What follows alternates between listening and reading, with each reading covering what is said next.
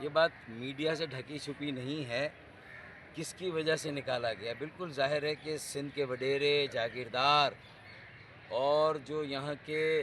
متعصب اور مکمل غیر سیاسی، غیر جمہوری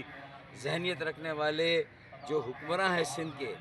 جو 18 سال سے بلا شرکت غیر ایک بدترین اور بدعنوان ترین جو یہاں پر حکمرانی قائم کی ہے، اپنے ذاتی گروہی مفادات کے لیے جو لوٹ مار کی جنہوں نے انتہا کر دی ہے، یہ ان کے مفادات کو پروٹیکٹ کرنے کے لیے گورنر سندھ ایک امید کی کرن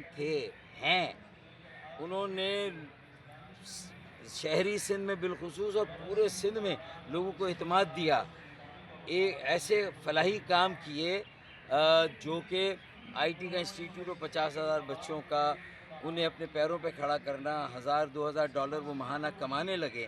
تو میرے خیال میں یہ پاکستان کی معیشت کو مضبوط و مستحکم کرنے کے لیے مارکہ حق سے مارکہ معیشت کی طرف جانے کے لیے کیا کرنے جا رہی ہے یہ صرف اور صرف واضح ہے کہ یہ سندھ کے جاگیرداروں، وڈیروں اور بدترین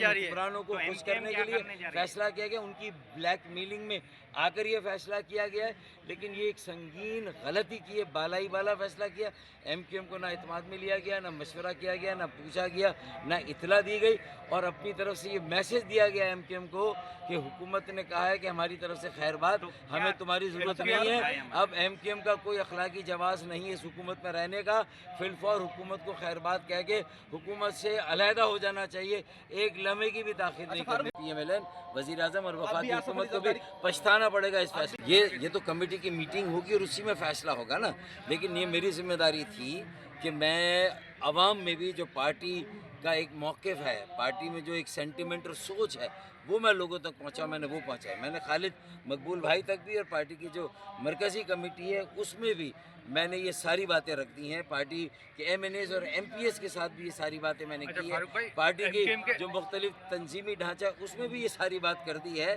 کہ دیکھیں اگر اس فیصلے کو ہم نے اپنی ریڈ لائن نہ بنایا تو ایم کیو ایم کی سیاسی ساکھ کو ناقابل